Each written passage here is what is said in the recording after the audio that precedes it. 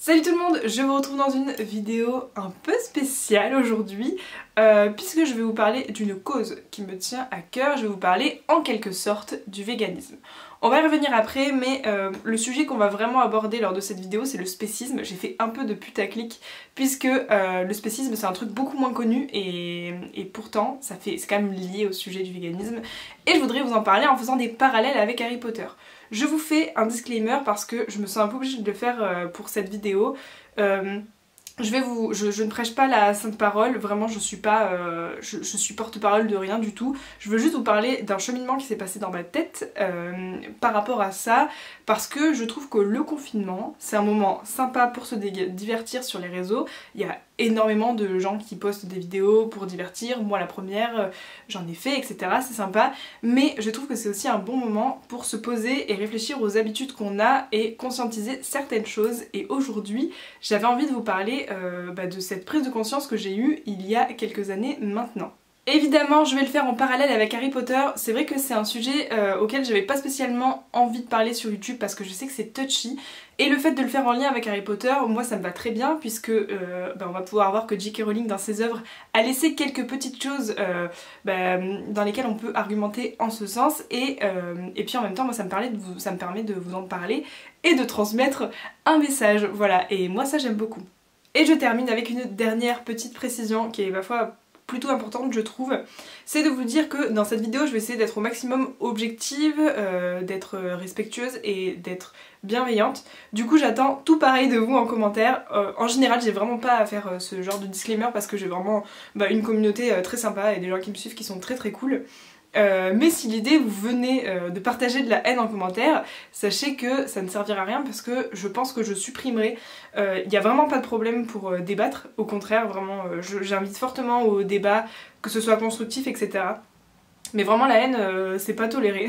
Je suis désolée de vous dire ça, mais voilà, ce sera pas possible. Par contre, commenter, ne pas être d'accord, vraiment il n'y a pas de problème. Mais voilà, tout ça pour dire que j'attends de vous beaucoup de bienveillance quant à ce sujet parce que c'est vraiment pas facile de parler de ce genre de choses sur YouTube. Disclaimer terminé, on va pouvoir commencer dans le vif du sujet avec 3 définitions.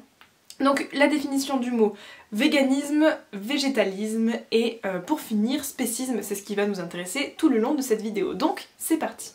Pour la première définition, le véganisme, pour vous expliquer plutôt simplement, c'est un mode de vie, c'est même une aspiration politique qui vient à dire qu'on ne veut plus du tout d'exploitation animale, que ce soit dans l'assiette ou ailleurs. Ça peut être très poussé comme mode de vie ou moins, vraiment, il n'y a pas vraiment de limite, si ce n'est le fait de ne pas exploiter les animaux, que ce soit dans sa nourriture ou dans autre chose. Donc rapidement, ça c'est le véganisme. Le végétalien, c'est celui qui va manger comme tel en fait. Ça veut dire il va ne manger aucun produit venant d'un animal. Donc pas de miel, pas d'œuf, pas de lait, pas de viande, pas de poisson, grossièrement. Un vegan est forcément végétalien, voilà. Et ça va ensemble. Mais par contre un végétalien n'est pas forcément vegan, ne porte pas forcément ça dans ses valeurs politiques, etc. Ça peut être juste quelqu'un qui mange comme ça et qui n'a pas spécialement le mode de vie. Ça c'est un truc qui est pas ultra répandu mais voilà, que j'aime bien préciser parce que c'est pas la même chose. Donc on va ensuite arriver au vif du sujet, le spécisme, qu'est-ce que c'est et pourquoi c'est lié au véganisme. Donc je vais vous lire la définition tout de suite. Le spécisme, c'est une idéologie qui postule une hiérarchie entre des espèces, spécialement la supériorité de l'être humain sur les animaux. Par extension, mauvais traitement, exploitation des animaux. Donc voilà, le spécisme, c'est tout ce qui veut ça, c'est quelque chose qui est rentré dans les mœurs aujourd'hui. On fait une hiérarchie entre les animaux, certains animaux même, on les hiérarchise, et surtout le fait de dire l'être humain est vraiment au-dessus des animaux. Donc ça, c'est le spécisme. Un vegan est forcément antispéciste. Donc voilà. Très rapidement, donc nous on va parler vraiment de cette petite chose qui est le spécisme, qui est déjà une grande chose et quelque chose auquel pour prendre conscience, parfois il faut mettre le doigt dessus puisque c'est dans les mœurs comme je l'ai dit et dans notre éducation. Donc ça, on va en parler toute la vidéo. Pour commencer les parallèles avec Harry Potter, dans un premier temps, je vais commencer par dire que J.K. Rowling a laissé dans son œuvre énormément de messages pour énormément de causes différentes. La cause la plus évidente, je trouve, ça va être dans un premier temps le racisme avec toutes ces histoires de guerre de sang Et aussi, je vois aussi beaucoup des choses dénoncées par rapport à l'éducation, parce que ça se passe dans une école de magie et il y a beaucoup de points qu'elle soulève par rapport à ça. Mais nous aujourd'hui on va s'intéresser au spécisme et vous allez voir qu'il y a quand même quelques points qui nous y font penser. Pour commencer, le lien le plus évident, ça va être les elfes de maison. Alors les elfes de maison sont des créatures dotées de pouvoirs magiques qui sont très intelligentes mais qui sont utilisées depuis des années et des années, même dans les animaux fantastiques, c'est comme ça, pour faire les tâches ménagères dans des maisons de sorciers. Donc c'est le cas de Dobby, c'est le cas de Winky, c'est le cas de plein d'autres elfes, voilà, dans le monde magique. Ils sont utilisés pour ça, ils ne reçoivent aucune rémunération, et c'est clairement de l'esclavagisme, et là on peut vraiment parler de spécisme, puisque c'est clairement ce qui se passe. Donc ce qui est intéressant avec ça, c'est que dans les livres, on a notre première forme d'activisme avec Hermione, qui crée la SALE, donc qui est, je ressors un petit peu mes notes, la Société d'aide à la libération des elfes, après les mauvais traitements de Winky et de Dobby et de tous les elfes qu'elle a côtoyés. Voilà, puisque les elfes sont un peu, même clairement maltraités, on le voit avec Dobby dans les films assez bien. Donc elle va créer cette genre d'association et elle va essayer de relier à sa cause plusieurs sorciers, à commencer par Harry et Ron, qui eux vont adhérer à ça pour qu'elle arrête de les saouler. Et tous les autres vont être complètement pas d'accord avec ça, vont dire que les elfes sont très contents dans leurs conditions, etc. Et c'est vrai, et tout ça c'est à cause des mœurs. Quand on parle, je crois que quand on dit des mœurs, c'est que c'est ancré dans la société, ça a toujours été comme ça donc ça changerait pas. On éduque aussi les enfants dans cette idée-là, c'est aussi comme ça dans le monde des Moldus. Et en fait, dans le monde d'Harry Potter, c'est triste parce que c'est tellement poussé au point de se dire que les elfes acceptent leur sort finalement. Tous les elfes sauf Dobby, donc pour dire à quel point c'est pas normal. Et donc Hermione va galérer avec cette histoire de SALE et à la fin donc on apprend que plus tard elle va venir au ministère de la magie pour faire passer une loi sur les mauvais traitements des elfes et elle aura réussi là-dedans, donc ça c'est quand même génial.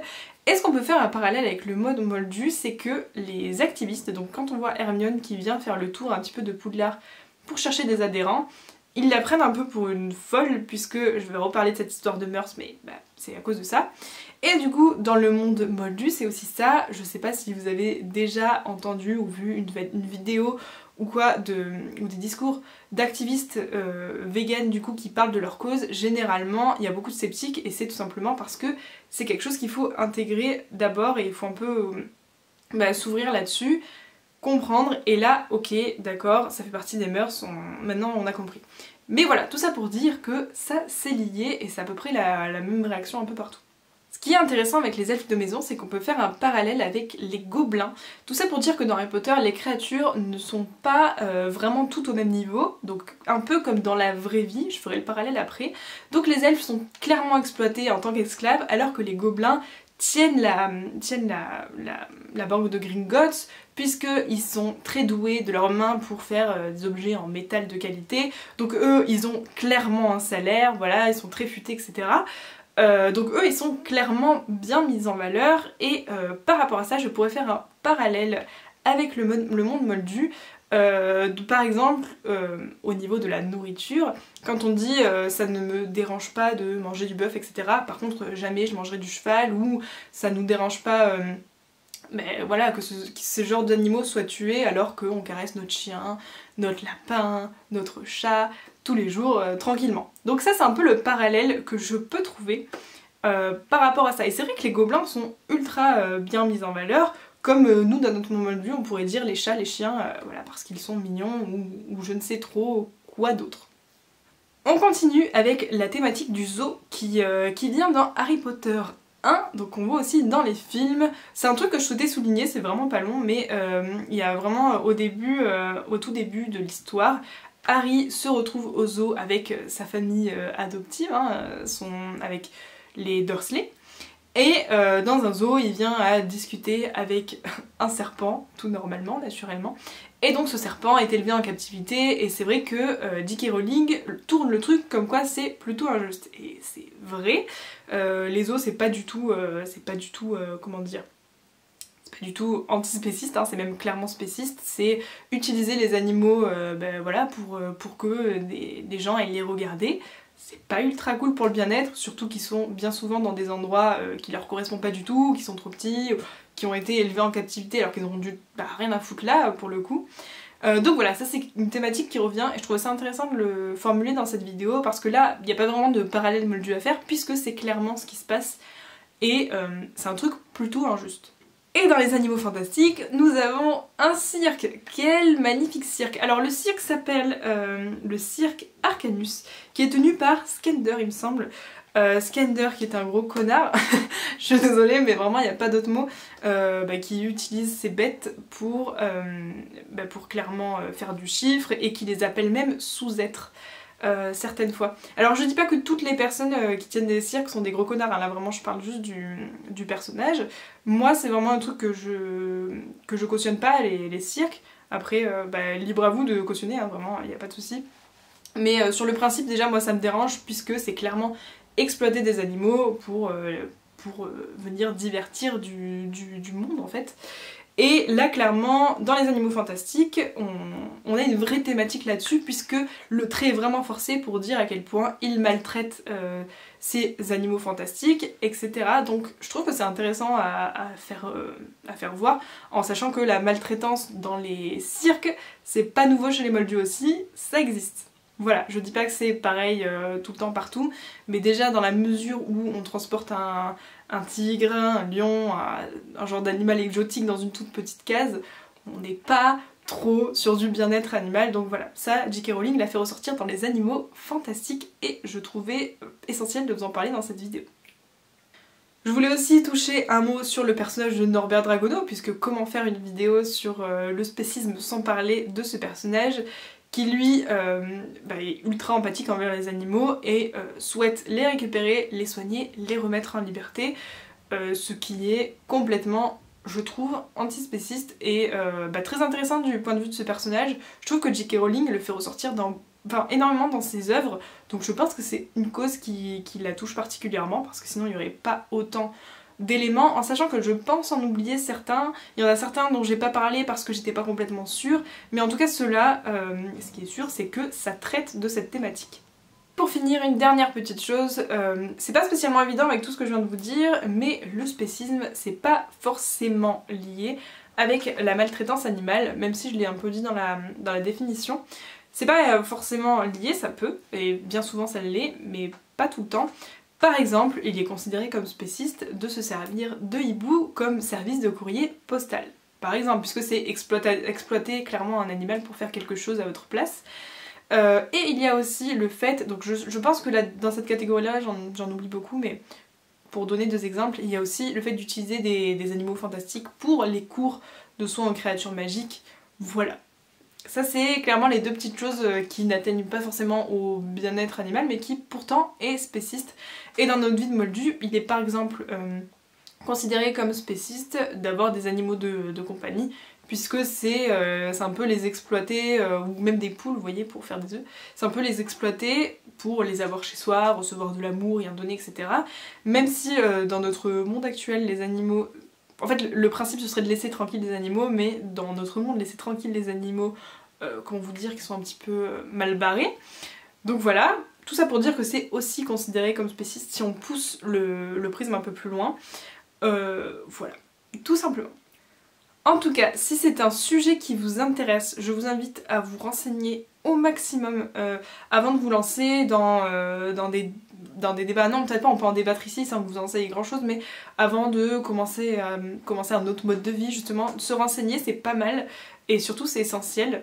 Il y a beaucoup de documentaires sur Netflix très intéressants, même sur YouTube, il y a énormément de créateurs qui en parlent beaucoup mieux que moi d'ailleurs, puisque moi c'est la première fois que j'en parle et je tâtonne un peu, mais voilà, si ça vous intéresse, je vous invite à vous renseigner au maximum.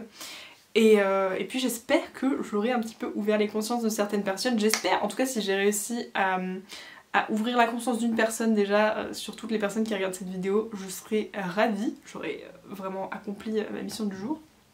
Et pour tous les autres qui ne sont pas convaincus, il n'y a pas de problème, je vous invite à nous dire en commentaire pourquoi, hein, pourquoi pas, si jamais certains parallèles vous semblent pas bons ou vous pensez que j'en ai oublié certains. N'hésitez pas à me le dire en commentaire aussi. C'est vraiment une vidéo sous laquelle j'attends de l'échange, mais de la bienveillance, comme je vous l'ai dit tout à l'heure. Voilà, c'est à peu près tout. J'ai peur d'avoir oublié des choses, mais écoutez, j'avais pas vraiment scripté cette vidéo parce que j'avais pas envie de... Enfin voilà, j'avais envie que ce soit plutôt spontané. C'est un peu difficile de parler de ce genre de choses. Mais tout ça pour dire que moi c'est un sujet qui m'intéresse beaucoup et ça fait vraiment des années que je m'intéresse à ce sujet. Donc voilà, si vous avez des questions là-dessus, même si je ne sais pas tout sur tout, je serais ravie de vous répondre en commentaire, encore une fois. Écoutez, j'espère que cette vidéo vous aura plu. Je vais vous faire plein de bisous de loin. Voilà, pour vous dire à la semaine prochaine pour une prochaine vidéo. Si ce genre de vidéo vous plaît, il faut vraiment pas hésiter à me le dire pour d'autres types de sujets, comme on a parlé de l'éducation, on a parlé de plein d'autres choses. Il y a forcément d'autres choses que J.K. Rowling a dénoncées et pourquoi pas en parler, je trouve ça super intéressant. Et voilà, pour moi c'est à peu près tout. N'hésitez pas à laisser un like, à commenter, à vous abonner si c'est pas encore fait. Je vous dis à la semaine prochaine, bye.